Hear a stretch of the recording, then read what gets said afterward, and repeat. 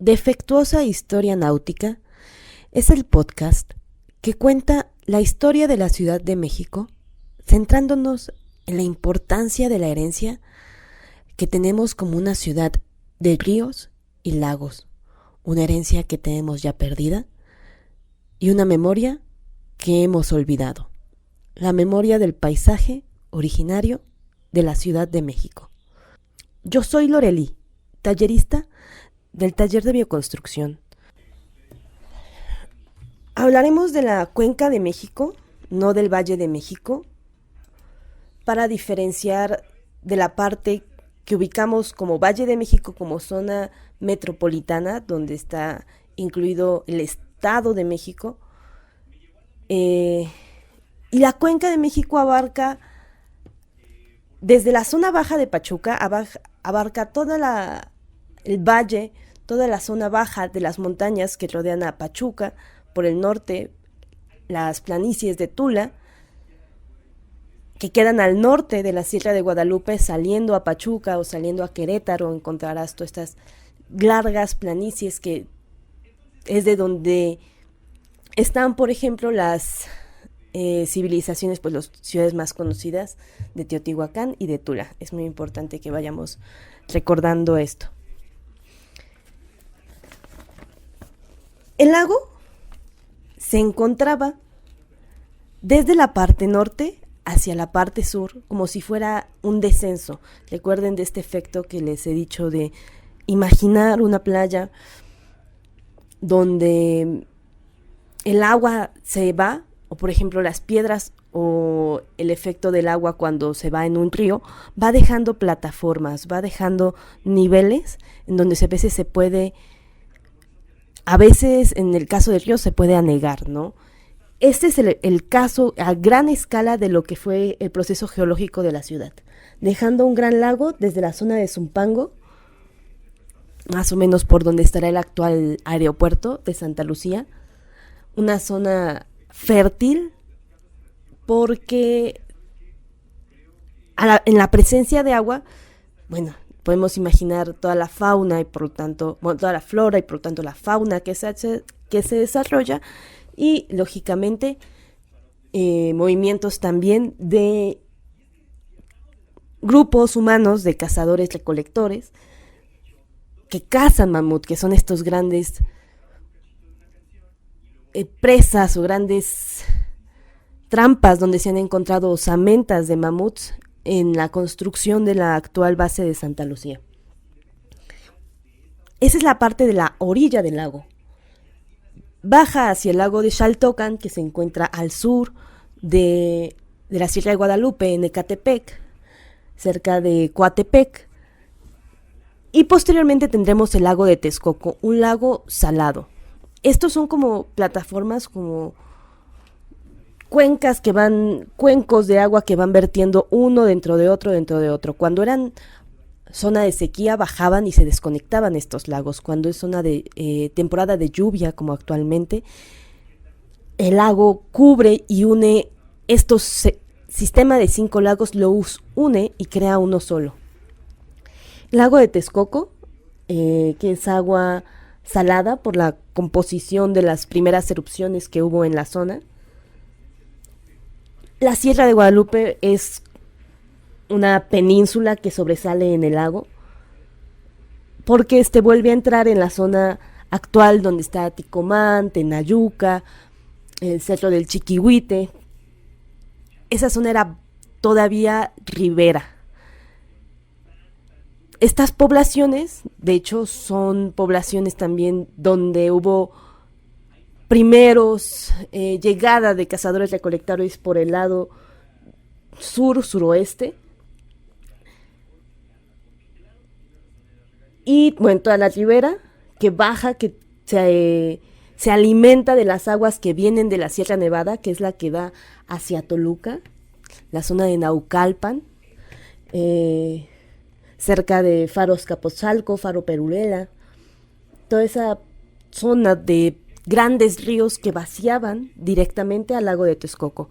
Como son escurrimientos de lluvia, es agua potable, es agua que se puede potabilizar, a diferencia del agua del lago de Texcoco, que está mezclada con la composición salinosa del suelo. Todo el agua dulce de la ciudad rodea a pequeños islotes primitivos como el islote de la Mixuca, el islote de Tenochtitlán, el de Tlatelolco, el de Nonualco. Hay otros inclusive a la altura de lo que ahorita es Eje Central y Torres Adalid, más o menos a esa altura. Y baja eso hacia un canal, que era lo que se encuentra datado como el Cabo de Culhuacán. En códices todavía se encuentra como los españoles llegaron por la parte sur y observaron esta parte angosta que es actualmente Churubusco, Coyoacán. La parte sur es donde se angosta el lago y seguimos bajando. El agua sigue virtiendo una dentro de otra. Esa parte angosta vierte sobre el lago de Xochimilco. Justo la formación de lava volcánica en Cuicuilco, donde estaban también una de las primeras civilizaciones cuicuilcas, forma esta angostura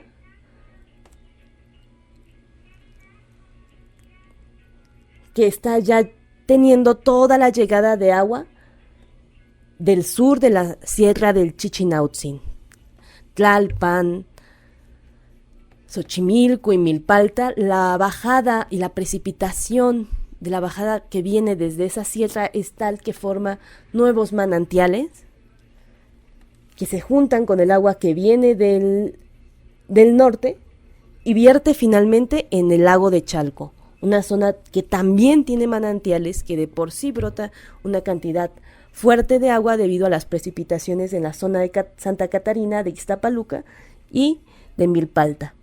Además de que es la zona de drenaje natural del lago.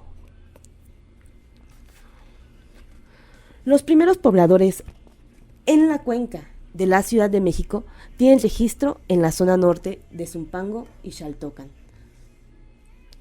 Tlapacoya y Cuicuilco son las siguientes formaciones que podemos decir que tienen una estructura religiosa urbana más compleja.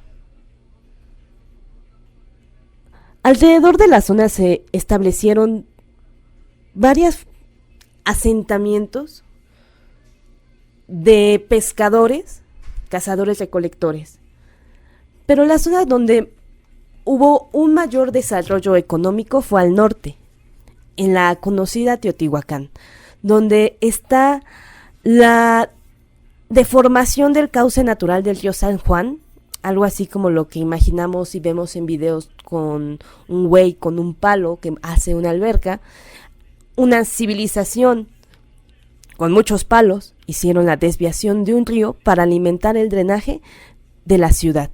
En esa ciudad la disposición urbana significaba cómo estaban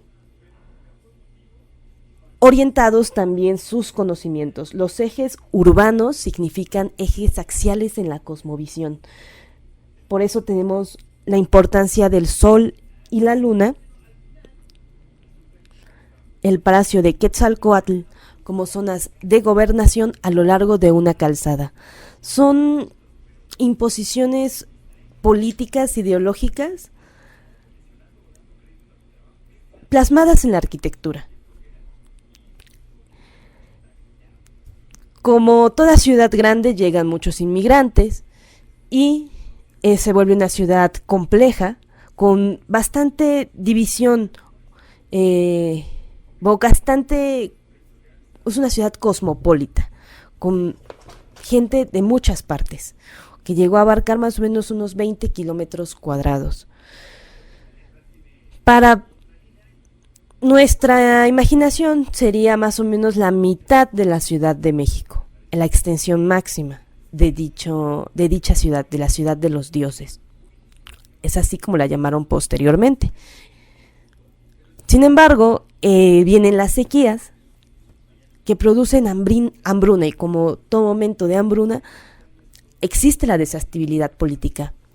La misma diversidad de la ciudad se vuelve en contra de sí misma y lo que era diverso se quiebra. La ciudad es abandonada y cuentan crónicas que tras el éxodo de Teotihuacán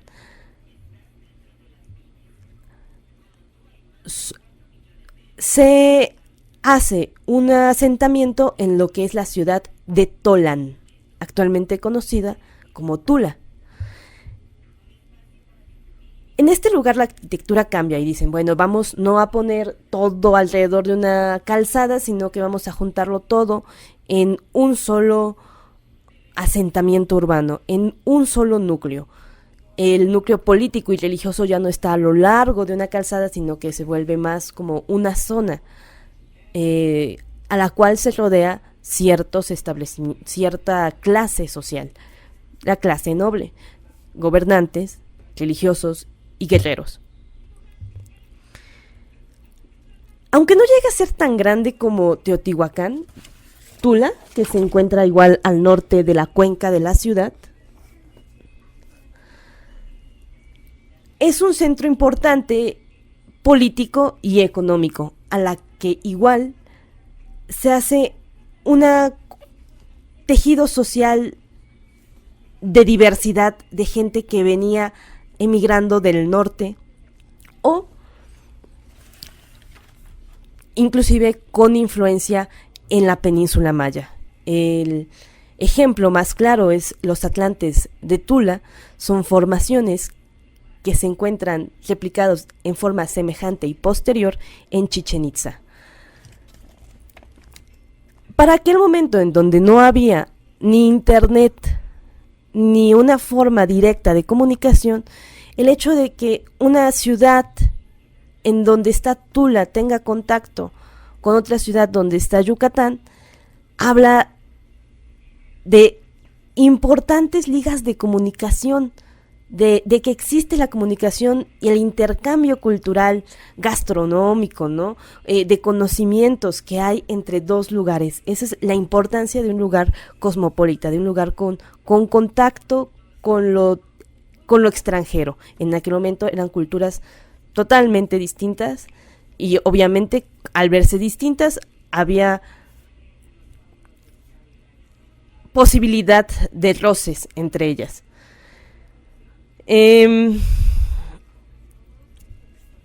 Inclusive en Tula también existe un río que es el que delimita la ciudad, que alimenta hacia el lago de Zumpango.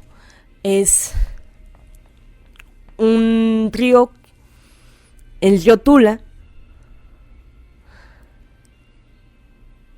es también, por así decir, una forma en que el agua define los orígenes de la ciudad. El río San Juan en Teotihuacán ya había sido modificado, entonces vuelve a repetirse esto de que la presencia de los ríos en las civilizaciones de la cuenca de México, las primeras civilizaciones, las primeras grandes civilizaciones, ya tenían que estar en contacto con ingenierías hidráulicas. Como toda ciudad cosmopolita, mismas divisiones políticas generan desestabilidad y provocan el éxodo de Tula. Seguramente esto causado y aunado con algunos detalles como hambrunas, como sequías, como todo lo que en toda fin de una ciudad debe de acontecer.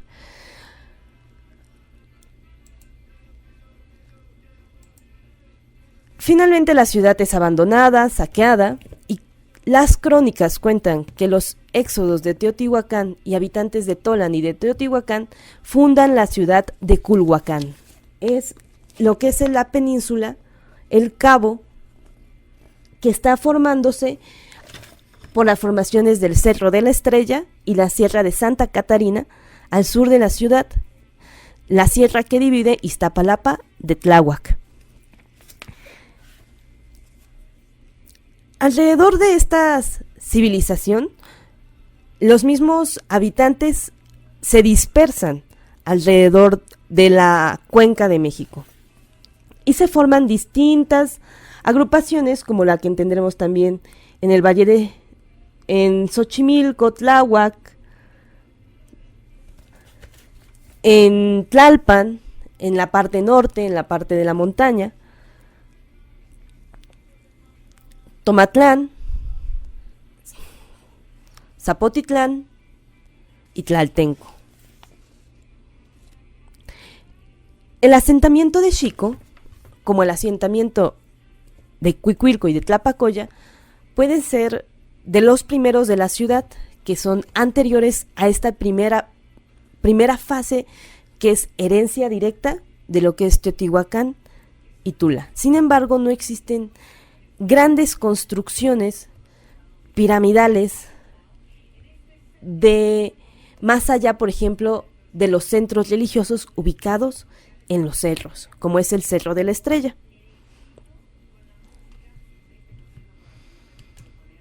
Seguramente muchos de estos barrios los encontrarás tú actualmente recorriendo la ciudad con algún nombre de algún santo, como Santa María Tonancintla, como Santa Cruz Mellehualco, que o Santa María Tomatlán, o San Andrés Tomatlán, que son asentamientos alrededor de dicho cabo, que actualmente son barrios de la Ciudad de México, de Iztapalapa,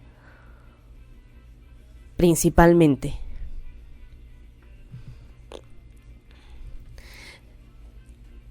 A este valle verde, fértil, empiezan a llegar migraciones del norte. Las migraciones que vienen, algo así como lo que ahorita entendemos como estas caravanas migrantes que vienen del sur, en algún momento llegaron del norte, de las culturas chichimecas. Es así como uno de los grupos que llega, el más numeroso, que viene bajando de lo que cuentan las crónicas como Aztlán, realmente sabemos muy poco. La historia fue reescrita por ellos mismos una vez que cambia su situación. Llegan por el norte, por el lago de Zumpango. Una de las primeras dataciones de la apertura del Fuego Nuevo es justamente en el Yohualtepetl, que es el cerro que tenemos justo enfrente de Faro Indios Verdes, el cerro de la reserva de Tepeyac, el Yohualtepetl, el Zacatepetl, son los dos cerros que están al lado de lo que es el camino entre Santa Isabel Tola y la CTM Atzacoalco. Es ahí donde se hace la celebración del Fuego Nuevo, la tercera celebración del Fuego Nuevo que se registra desde la llegada de aquella grande inmigración. La Sierra de Guadalupe se encuentra en lo que es la estación de metro Indios Verdes. A unas cuadras encontrarás justamente el lugar del que estoy hablando. El grupo se divide en el cerro de Chapultepec. Llegan dando vuelta por la ribera a este cerro donde se dividen. El mito es que hay un saco de tierra que llega y que trae 3 objetos. Estaban entonces los malinalcas, que se quedan con la tierra, los tenochcas, que eligen los dardos de guerra, que no así eran hermosos, pero pues significaban algo para ellos, y los tlatelolcas, que eligen quedarse con unas piedras preciosas que venían en el saco. Es así como dicen que desde el inicio el carácter de la población se divide entre una parte de una población dedicada más a ser un guerrero o un mercenario y una parte de la población que habla más de un comerciante. Estos grupos se dividen y acuden a distintos señoríos para tener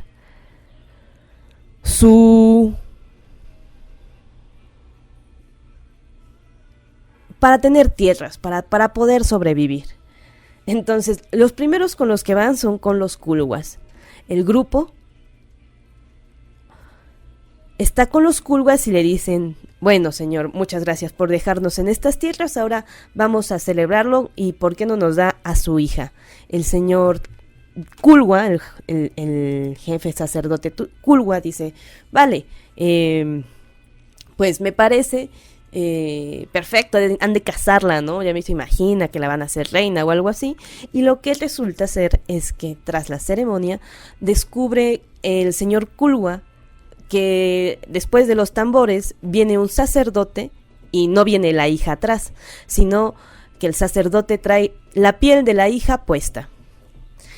La sorpresa obviamente fue bastante y expulsan al grupo Tenochca de la península de Culhuacán por sus ritos religiosos, por sus costumbres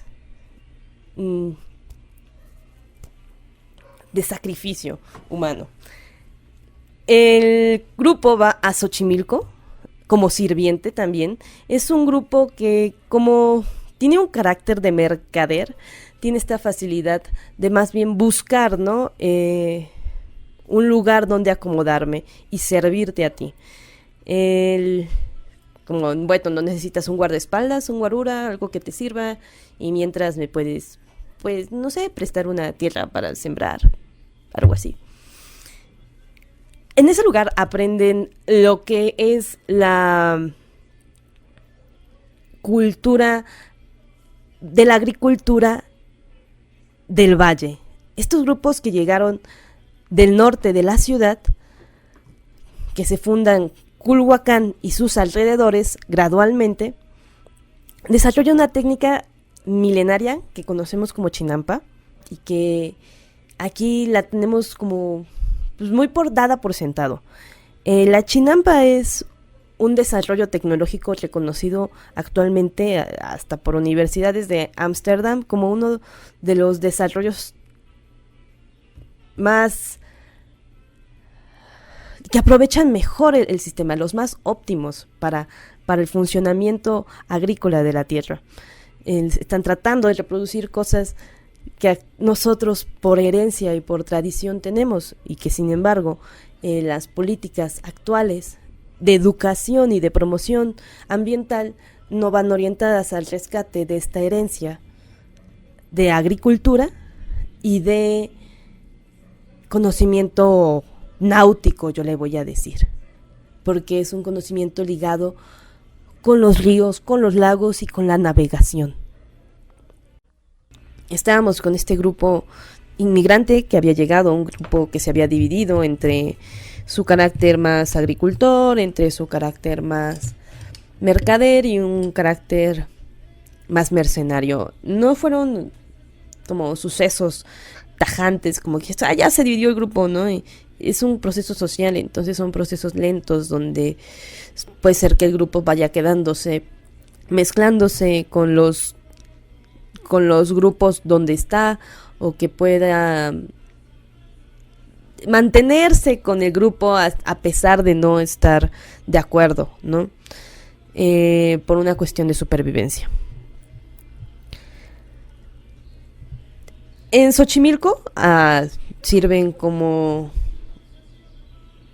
mercaderes más que como esclavos, tratando de ser esclavos, sí, pero no era su carácter, ¿no? Siempre de albañil, pero le iba mejor el box. Entonces, a excusa de que no había tierras para ellos, son movilizados de Xochimilco y se van hacia el norte. Van peregrinando con el señor de Azcapotzalco. Este último pues ya había escuchado del grupo, ya había escuchado de lo que decían de este grupo y dice, bueno, pues no los voy a tener aquí en mi casa, ¿no? Les voy a dar aquella isla, ¿no? La que está, sí, esa que está más pantanosa, que tiene el agua salada al lado, que no tiene ni un árbol, ni un alma, que apenas se paran ni las águilas, ¿no? Ese lugar les voy a dar y a ese lugar son enviados los aztecas. Ya de aquí en adelante conocemos el mito de el anuncio de Huitzilopochtli sobre el islote. Esa es la historia oficial. La otra es la que les acabo de contar. Cuando ellos están ya en el islote, pues tienen que ponerse bravos. Ahora tienen que luchar no contra alguien, sino contra el ambiente. ¿Cómo lograrán sobrevivir en un islote que continuamente se inundaba? Les digo que los lagos cuando bajaban se hacían lagos separados y cuando subía el nivel del agua, imagínense con las lluvias que hay en la Ciudad de México, el agua llegaba a cubrir obviamente estos pequeños islotes que cuando bajaba el agua se veían. Entonces cuando es sequía pues es seguro estar ahí, es buen lugar para sembrar, pero cuando es tiempo de lluvia no puedes estar ahí. ¿Cómo entonces lograron los aztecas, los mexicas, habitantes de Tenochtitlán, cómo lograron voltear toda la suerte que tenían en contra a su favor y hacer el imperio más grande de Mesoamérica antes de la llegada de los españoles?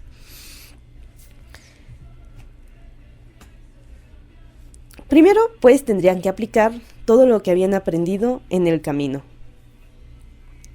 Las chinampas fue una forma en que fueron ganando terreno hacia el islote. Aunque su tamaño estaba delimitado por las inundaciones, no podías crecer más allá de cierto espacio.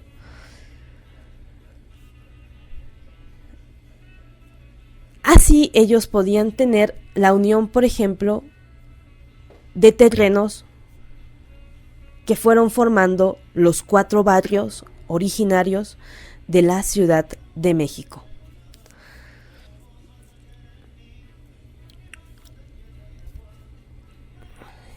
El grupo, que parece que no estaba de acuerdo con lo que decían la mayoría, se separa seguramente por una cuestión de tierras. Me parece que ellos hacen entonces la ciudad de Tlatelolco. Los dos grupos de los que había hablado al inicio, de carácter más comercial o de carácter mercenario, aquellos que cuentan las crónicas, escogido la piedra preciosa, y aquellos que habían escogido el dardo, son los dos grupos fundadores de la ciudad de Tlatelolco y de la ciudad de Tenochtitlán. Tlatelolco se ubica a la parte norte y también van ganándole terreno, uniendo lo que son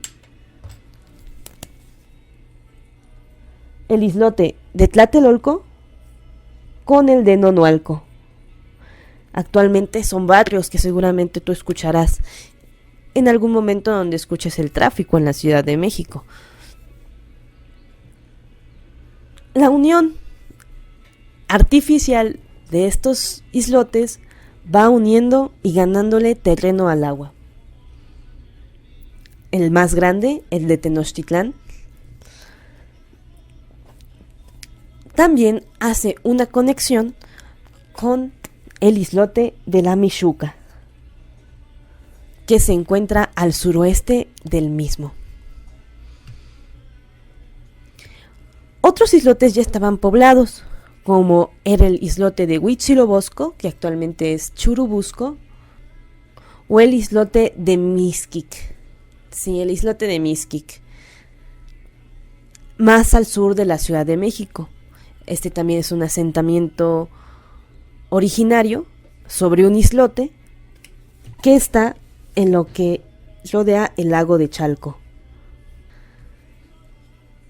Imaginemos que en esa época no había tampoco nada de noticias de qué va a haber mañana y cómo va a estar el clima.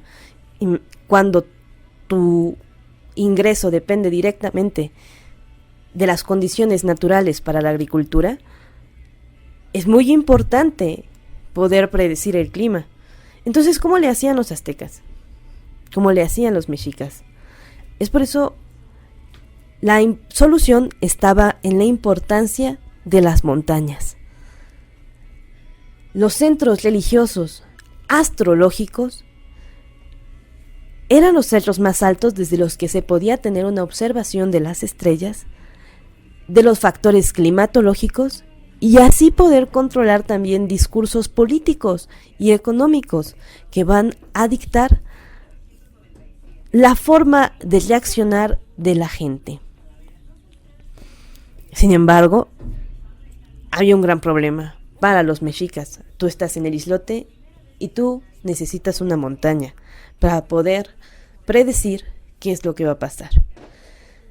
Es así como, para liberarse del poderío del señor de Azcapotzalco, van ganando y conquistando los pueblos por los que habían pasado. Todos aquellos pueblos en los que estaban a la orilla de la ribera, como el pueblo de Mexicalcingo o Iztapalapa, que son pueblos con una producción fértil, son invadidos también por familias originarias del islote, lo que llaman Guerra Florida. Fue así como va conquistando comercialmente a otras localidades de la orilla del lago y va haciendo un imperio comercial y por lo tanto social, agrícola y político. Otro de los conquistas son hacia el norte, hacia la parte de Ticomán, de Tenayuca, de Santa Isabel Tola, Tolan en aquel momento, y es donde se hacen los adoratorios en la zona de la Sierra de Guadalupe hacia la Madre Tonantzin.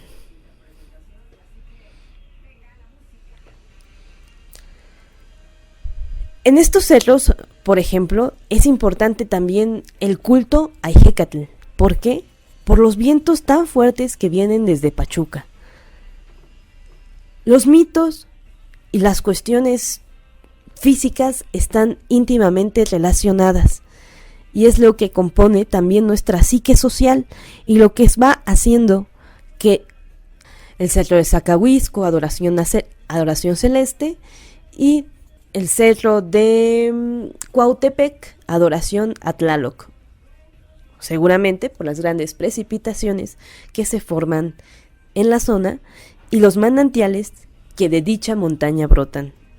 Es muy importante la presencia de los manantiales para la economía mexica, entonces por eso es importante adorar a las montañas, porque es de donde salen los ríos, de donde viene el viento, y es lo que nos moldea como ciudad. La Sierra de Guadalupe se encuentra al norte de la ciudad. Una forma también de ir componiendo o de ir conquistando es la formación de una identidad que está mezclada y muy permeada en la composición y la forma urbana arquitectónica de apropiación del lugar. Es decir, que cómo habitemos la ciudad nos identifica cómo somos, nos habla de cómo somos, cómo son nuestras calles, qué hay en cada barrio. Por ejemplo, México Tenochtitlán estaba dividido en 4 barrios originarios. Al norte, noroeste, nororiente estaba Atzacoalco, el barrio que actualmente conocemos como Mixcalco, atrás del Palacio Nacional, donde se encuentra la Escuela para Ciegos y la Iglesia de Loreto, un barrio que también tiene un origen judío. Tiene una inmigración judía muy importante. Al final de se encontraba el embarcadero hacia Texcoco. Más o menos en la altura de San Lázaro estaba el embarcadero que va hacia los pueblos del oriente. El barrio que está al sur, en este barrio, en Atzacoalco, están todas las construcciones políticas, económicas más importantes, y alrededor se sitúa la nobleza. Como en el Palacio Nacional se encontraba el Palacio de Moctezuma. Un palacio que incluía también una especie, no tanto como lo que entendemos como un espacio cerrado, sino como un lugar donde había especies naturales, inclusive puede haber fauna exótica para nosotros, que representa el poder que el Tlatoani tiene. Están las construcciones de la iglesia, del clero, de los guerreros, toda como lo más importante políticamente hablando. La política, la religión, la guerra se encontraba en este cuadrante nororiente. Esto también tiene que relacionarse con los rumbos. Los cuadrantes están divididos primero por dos ejes. El eje que va de norte a sur y un eje que va de oeste a este. El cuadrante de norte a sur está trazado desde la observación astronómica del Yohualtepetl, que es este cerro que está enfrente al lado de Indios Verdes. Desde este observatorio se traza el eje de la Ciudad de México en relación a un fenómeno que sucede desde el Monte Tlaloc. Es un fenómeno visual, astronómico, no sabría cómo describirlo, que aparece una montaña fantasma encima del volcán de la Malinche a inicios de febrero. Es un momento en donde la posición del sol es tal que al salir del volcán de la Malinche se proyectan las sombras del pico de Orizaba y del Popocatépetl para completar una parte del volcán, y lo que tú al amanecer puedes ver claramente que simplemente es la base, minutos más tarde la verás completarse. Este efecto astronómico marcó el inicio del año azteca. Este fenómeno es visible desde el Monte Tlaloc. Es un fenómeno que también rige el urbanismo de la ciudad. En ese mismo ángulo es que se traza los dos ejes que dividen los 4 barrios originarios de la ciudad. El Monte Tlaloc se encuentra entre la salida al lado izquierdo, si tú vas para Puebla, en la salida justo de la Ciudad de México a Puebla. Entonces, esta importancia de las montañas vuelve, ¿no? La importancia de la montaña en la traza de la ciudad. Y esta traza se parte desde el Tepeyac. Desde ahí es que se trazan y se calcula los barrios y los ejes que van de norte a sur y de este a oeste de la ciudad, dividiendo a los barrios de Atzacoalco en la zona política, Cuepopan, Soquiapan y Nextipan, que dependen de su vocación, ¿no? Uno, les decía, el nororiente, que es la parte que está en el Templo Mayor, es la zona de guerreros política, y la parte suroriental es la parte de mercaderes. Este barrio, donde actualmente está la Meche, obviamente, donde está el Palacio del Senado, al lado del Palacio Nacional, estaba lo que es el Mercado del Volador. El Mercado del Volador era un tianguis creado desde México prehispánico, una extensión muy grande de un gran tianguis, de un gran mercado al aire abierto.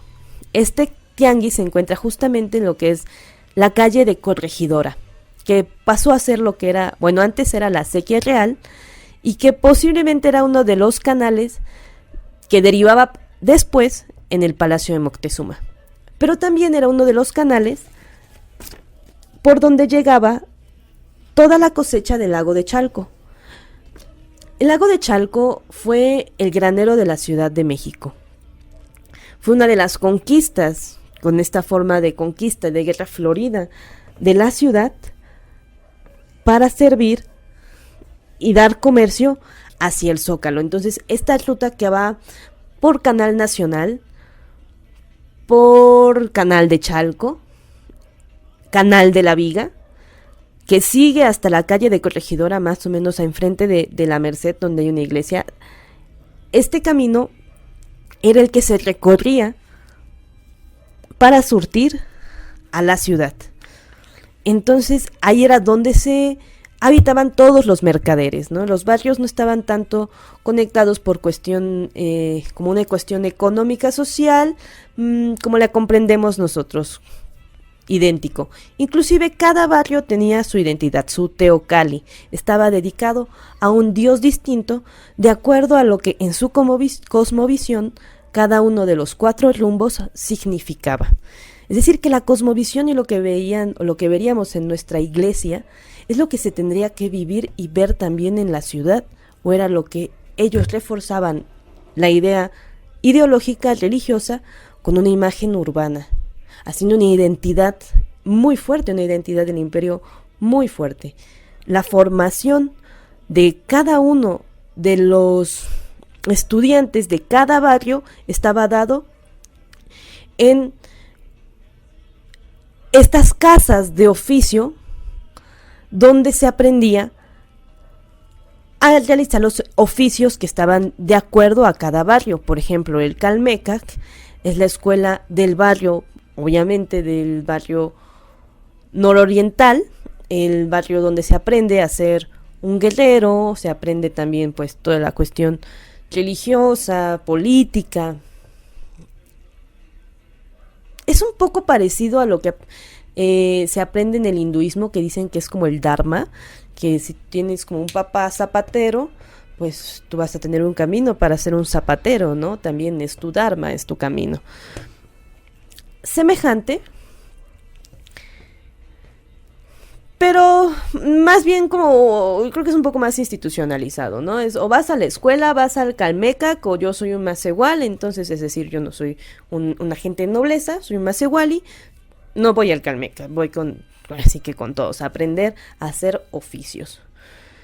Cuando el imperio azteca ha aumentado su poderío, justo dejan de ser los esclavos del señor de Azcapotzalco, estamos de nuevo en la Ciudad de México, ya han conquistado económicamente y socialmente toda la ribera sur del lago de México, son tributarios para el islote central, entonces pues la gente crece, la demografía crece, ¿no? Hay que cambiar la forma de construir para poder aumentar la población. Entonces, la siguiente estrategia de conquista fue realizar obras viales y obras hidráulicas en la ciudad. Y se vieron, estas técnicas se desarrollaron por las conquistas fuera de la cuenca, conquistas ya por el lado de Oaxaca, también contacto con el lado del Golfo, que aumentan el bagaje de conocimiento y hace que, bueno, las calles se dividen de acuerdo a su construcción y esa construcción dependerá del sentido del agua. Dependiendo del sentido de la corriente del lago, es como se construyen las calles. ¿A qué me refiero? El lago de la Ciudad de México, que son 5 lagos, van a verse modificados, bueno, por la llegada de los ríos o por la pendiente misma del lago, que es una pendiente que viene del norte hacia el sur. Esta pendiente es la que genera una corriente que viene de los lagos de Zumpango, de Xaltocan, Texcoco y baja hacia Tenochtitlán, ¿no? La parte del lago Salado baja y vierte sobre Tenochtitlán. Además de los vientos dominantes que provienen de la cuenca de Pachuca. Justo la Bella Airosa, en la parte noroeste de la cuenca, es donde se generan estos vientos muy fuertes debido a la altura de la sierra. Son sistemas de presión muy drásticos, muy fuertes, entonces todo ese aire viene y aumenta, ¿no? Aumenta la corriente del lago de Tenochtitlán.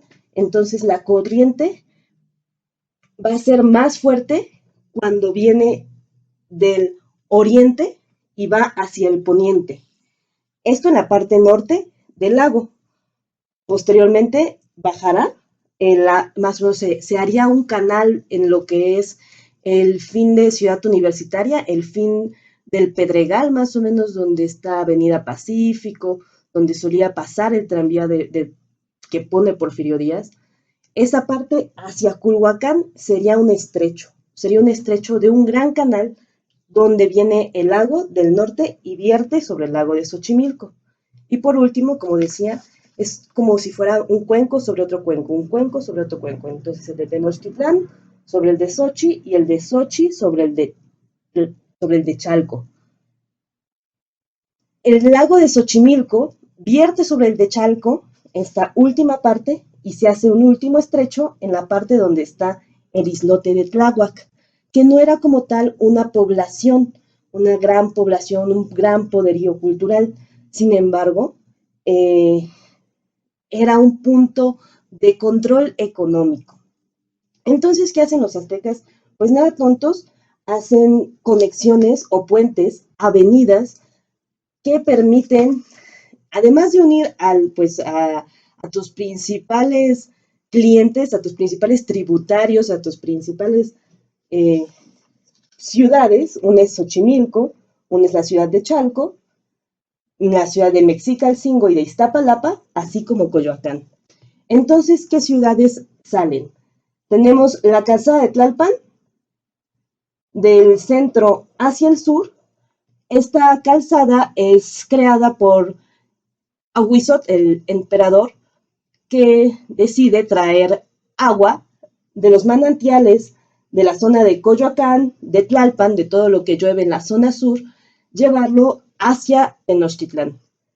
En ese momento, el único acueducto que había era el que había hecho Nezahualcóyotl, que va de Chapultepec hacia el Zócalo. Era el único manantial que pues brinda servicio a la zona. Imagínense ahorita que somos como 20,000 personas, cómo tenemos que estar explotando los manantiales. En aquel momento, pues primero fue este. Bueno, primero fue el de Chapultepec y luego el del sur. Le avisa el señor de Coyoacán, le dice a Huizo, pues fíjate que aquí llueve mucho, entonces este manantial de pronto tiene un montón de agua y se puede llevar a tu ciudad. Te aviso que tienes que tener precaución de cómo realizar tu obra. A Wizard dijo, bueno, lo voy a tener en cuenta, lo tendremos previsto en el diseño, sin embargo, llega el año de 1499 y una gran inundación hace una gran lluvia, una gran temporada de lluvias, que es justamente la zona de la Jusco, la zona de la Magdalena, toda la zona de para Santa Fe, la cantidad de lluvia que cae y que sale en los manantiales de San Ángel, de Fuentes Brotantes, de Xochimilco, toda esa agua sale y era mandada por medio de estos acueductos, que no son acueductos como los conocemos hoy en día, sino que son tetraplenes, es decir, está el nivel del piso y se tiene que aumentar por medio de capas de tierra y arcilla, o bien de piedra, si es que estás tú en sentido en contrario a la corriente, vas a aumentar el nivel y vas a levantarlo más allá del lago, más allá del agua. Es así como se hicieron carreteras y acueductos. Los acueductos sería levantarlo, además de más arriba del nivel del agua, levantarlo más allá del nivel de piso de donde vas a llevar el agua. Es decir, que para que lleves tu agua del sur de la ciudad, que si bien les dije, el drenaje natural de la cuenca es hacia el sur, significa que esto está más abajo y que el Tenochtitlán se encontraba unos metros por arriba de los manantiales de Xochimilco. Eso significa que tiene que haber existido algún tipo de tecnología para medir la presión atmosférica y de esta forma determinar el nivel del, del acueducto. ¿Cuánto tienes tú que alzarlo, que alzar tu acueducto para que donde vayas a llevar el agua, pues le quede más abajo? Yo aquí tengo que poner el agua y mandarla. La voy a mandar en dos canales que se hacen en ese tetraplén. Dos canales, ¿por qué? Porque mientras uno da servicio, el otro puede ser mantenido. Y nunca habría un momento de, como ahorita, de que van a tener que cerrar el Cuitzmala, tendría que haber dos vertientes, dos tubos de ese sistema para cerrar uno y que nunca se detenga el flujo. Estos acueductos, bueno, el principal y que todavía queda para ya para la época colonial se conserva también el de Chapultepec, que queda sobre la avenida Arcos de Belén, y el acueducto que va del Coyoacán, más o menos sobre avenida División del Norte, todavía, obviamente, no la construcción original, una reconstrucción y todavía se mantiene, por así decirlo, la obra con sus adaptaciones tecnológicas a la época.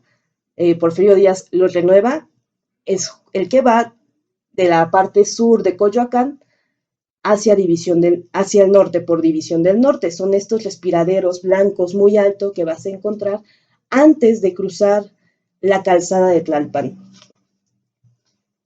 Todos esos son respiraderos del acueducto que viene surtido de la parte baja de Xochimilco y de Milpalta. Pero que otra, no fue la única obra. Además de acueductos, crearon calzadas diques, algo que eran parecido a los albarradones, que serían como una especie de presa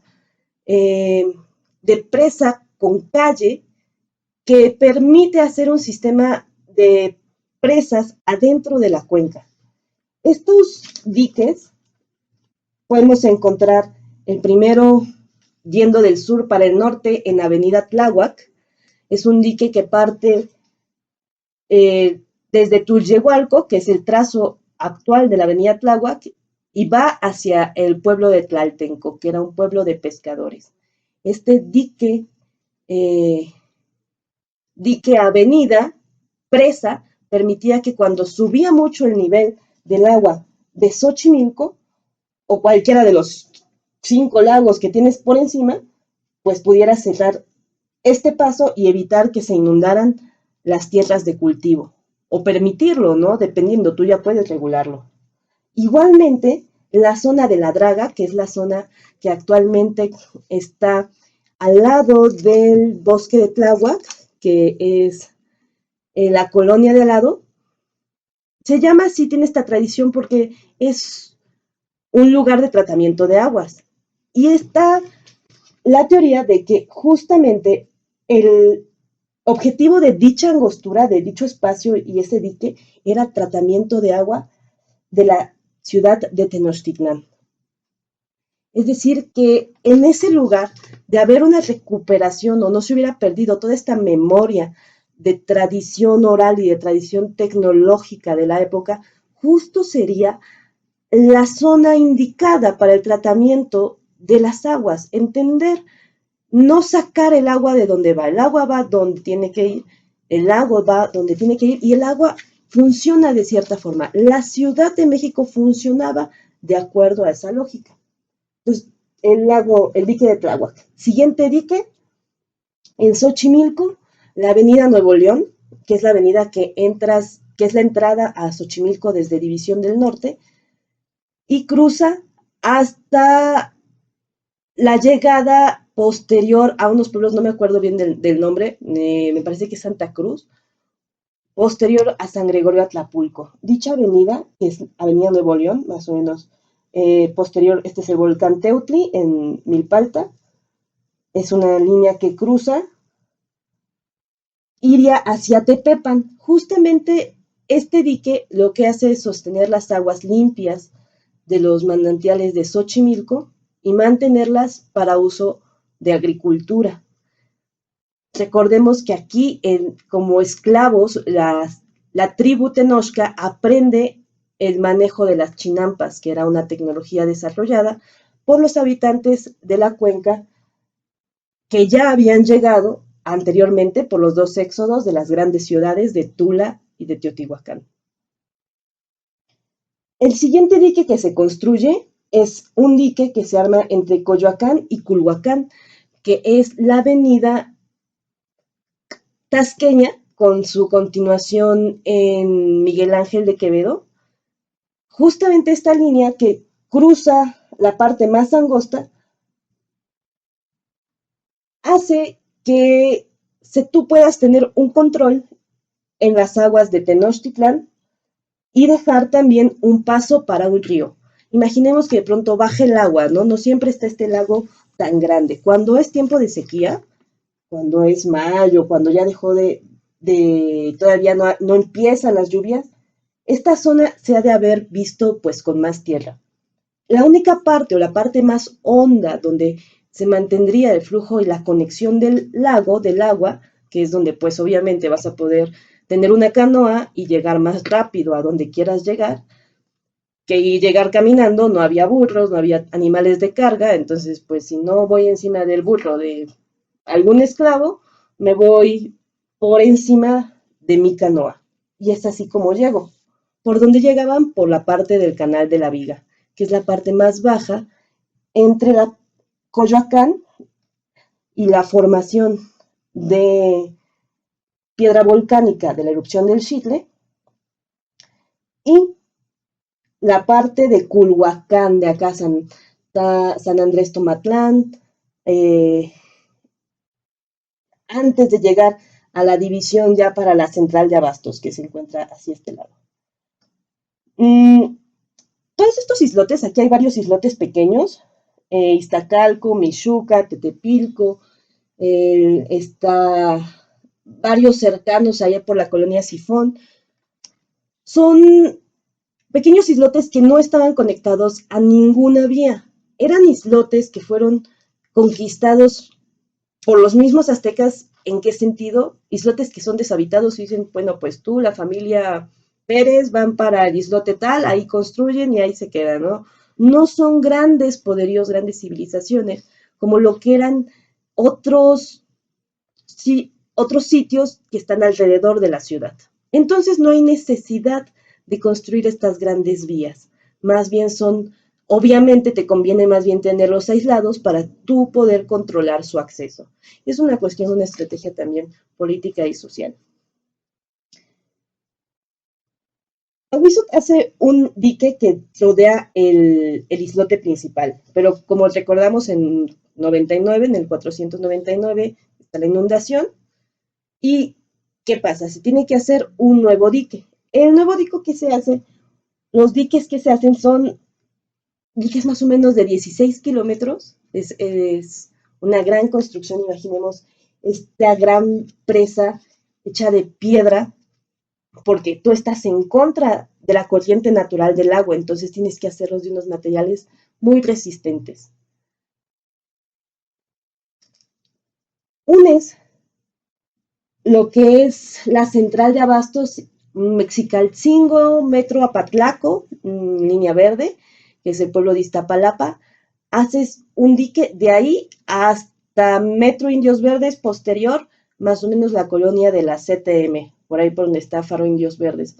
Unes lo que es la Sierra de Guadalupe con la Sierra de Santa Catarina, haces una gran presa, se llaman albarradones, un gran dique que sirve como avenida y sirve como limpieza de aguas. Este es el más importante, es el último construido. Se encuentran todavía unos restos de él porque parece sube hasta la Sierra de Guadalupe, mantiene todo el agua dulce, le da la vuelta para mantener el agua dulce separada del agua de Texcoco, que es un agua salada, un agua que no se puede beber. Entonces, sucede que ya tú al poder controlar tu ambiente, controlar tu alrededor, puedes controlar mejor políticamente también. ¿Por qué? Porque no vas a estar luchando todo el tiempo contra inundaciones. La forma de controlar las inundaciones es poder elaborar estos lazos políticos, económicos, de trabajo, que obviamente, pues, si antes ellos fueron los que hicieron la calzada Vallejo, la calzada de Nonualco a Tlatelolco cuando eran esclavos, ahora que son los maestros, o sus esclavos y sus tributarios son los que hacen sus calzadas. Es así como está en la calzada de Tlalpan, que une el pueblo de Huitzilopochtli, Coyoacán, pero no se llamaba calzada de Tlalpan, se llamaba calzada de Iztapalapa, porque unía también hacia la derecha con Iztapalapa y Mexicalcingo. Entonces, el mero islote queda definido por 4 grandes calles. Actualmente calzada de Tlalpan, calzada México-Tacuba, calzada que va, la calzada Vallejo, que va de Tenayuca a Tlatelolco, y una última calzada que se une con el Tepeyac, que es esta formación tan importante para los aztecas. Recordando, la ciudad está trazada de acuerdo a un fenómeno geológico que se llama la Gran Montaña. Este fenómeno es observable en la sierra de Las Cruces, que es la que nos divide de Puebla, que se encuentra hacia el oriente, y es un fenómeno donde aparece una montaña que no existe sobre la Malinche. La Malinche es un volcán que está erosionado, entonces solo se ve la base.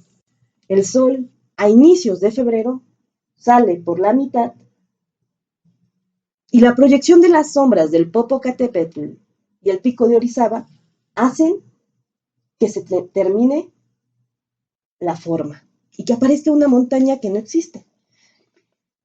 Este fenómeno es el que, de acuerdo a él y a su orientación, es que se traza la Ciudad de México. ¿Desde dónde? Desde el Tepeyac.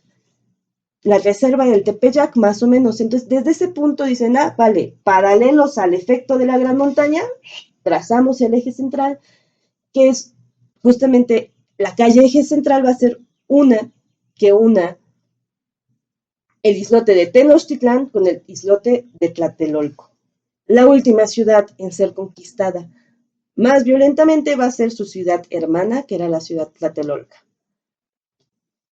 Recordemos muy al inicio que la tribu, ahora sí que los inmigrantes que llegan a la Ciudad de México en este tiempo que les decía que solo eran los muchachos que quedaron de Tula y de Teotihuacán, llega esta bola de inmigrantes, esta ola de inmigrantes, y se dividen en Malinalcas, Tlatelolcas y Tenochcas. Algo así dice la tradición, que llegó el saco con dardos, tierra y piedras.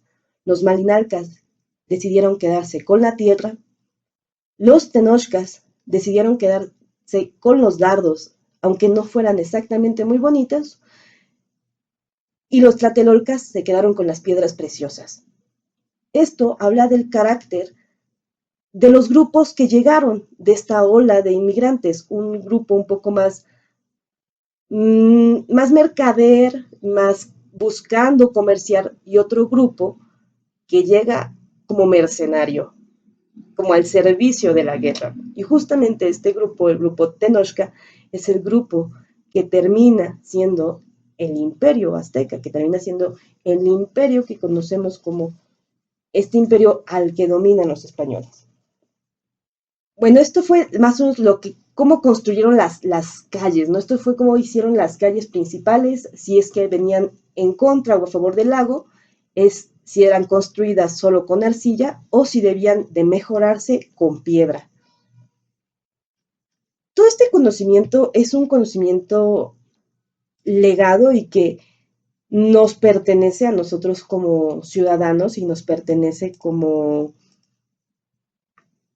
mexicanos y más como chilangos, porque haber nacido aquí y conocer la chinampa como algo que a veces no valora uno y uno después conoce que son sistemas tecnológicos de alta tecnología presumido en universidades de Ámsterdam, dices, ¿por qué nosotros no nos hemos valorado lo suficiente para poder dar promoción a estos sistemas de construcción de ciudad? La ciudad ha sido planeada totalmente distinto. Justamente en el próximo podcast, próxima semana, en el curso de verano que tendremos en la Faro Tláhuac de la historia de la Ciudad de México, estaré hablando finalmente del cambio radical, de esta acuópolis que les acabo de hablar. Hemos hablado de una ciudad de canales, de lagos, de diques que eran regulados y que decían, pues el lago de Texcoco ahorita aguanten ahí el agua en lo que se bajan las aguas en el lago de Tenochtitlán. En lugar de pelearnos con el agua, ¿por qué no dejarla estar y aprender a sacarle un provecho, a regularla?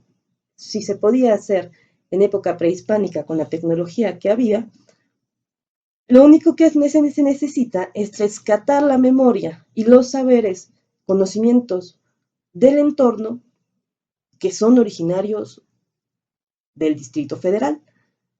¿Cuáles son? Pues son los pueblos originarios, los islotes primitivos, pueblos que conocemos como la Michuca, nombres que a veces vienen acompañados con un San Juan, Santa María, ¿no?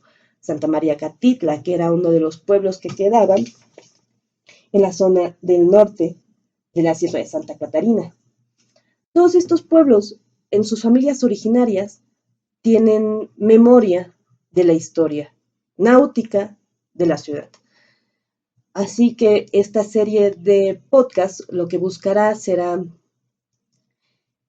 promocionar el rescate de esta memoria y conocer a través de la historia de la ciudad unas nuevas formas de construir y de habitar ciudad, de construir nuestra relación con el agua y de rescatar la memoria náutica de la ciudad, rescatar la importancia que hubo con el manejo de canoas y de barcos que llegaron a navegar en el lago de Texcoco.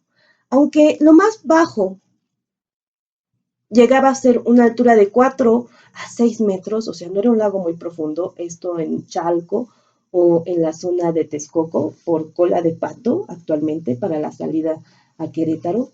Eso era lo más bajo, o sea, no era un lago muy, muy hondo, pero era un lago que cuando sube, sube, y de los 5 laguitos inofensivos que se llegan a formar, se crea un gran mar que fue utilizado como forma de sustento, utilizando a Chalco como la zona de cultivo, los ríos y canales como formas de desplazamiento, y estos puntos donde cruzan los canales con los diques eran llamadas garitas, que es mejor lugar que para poner impuestos.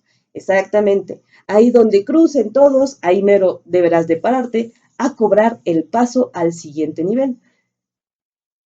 Así eran como estas calles, Avenida Tláhuac, Nuevo León, Tasqueña, eran las avenidas que servían para hacer división en los canales de flujo económico, como el canal de la Viga. Agradecemos a todos los que nos han sintonizado, a todos los que han estado en la plática y les recomendamos seguir viendo las publicaciones de la página. Esto ha sido todo por hoy y te invitamos a seguir sintonizándonos. Cualquier pregunta, comentario o inclusive bibliografía que quieran compartirnos siempre es bienvenida para tener así nuestro track de preguntas a compartir con todos ustedes. Recuerden, quédense en casa